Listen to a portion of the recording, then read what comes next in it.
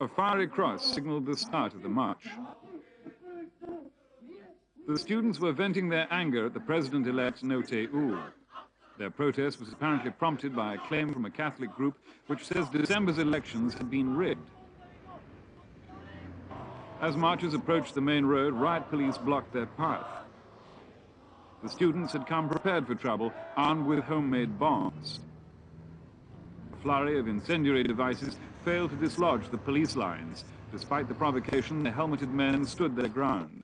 Police held their fire, failing to unleash the normal barrage of tear gas bombs, apparently because of the relatively small number of demonstrators. The students eventually returned to the campus after about an hour, but it's unlikely to be the last protest of its kind. Calls are growing from opposition groups for electoral reform. Luckily for the president-elect, the opposition remains fragmented, split over how the country's election laws should be rewritten.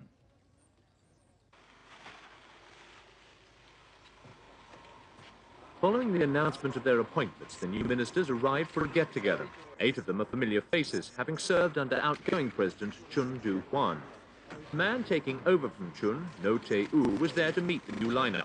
Opposition groups have criticized him for keeping so many of the old guard, suggesting that he intends continuing Chun's authoritarian rule. No defended his choice, saying it was based on the need to maintain stability, both politically and economically. He said stability was vital to ensure the success of this summer's Olympic Games in Seoul. International political observers have watched No's choice with interest to gauge which way he'll point the country.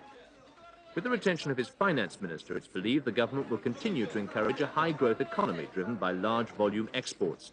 For most Koreans, the crucial test is whether the government introduces political reforms. As a first concession, No has pledged to give the cabinet greater powers as part of last year's election promise to give South Korea full democracy.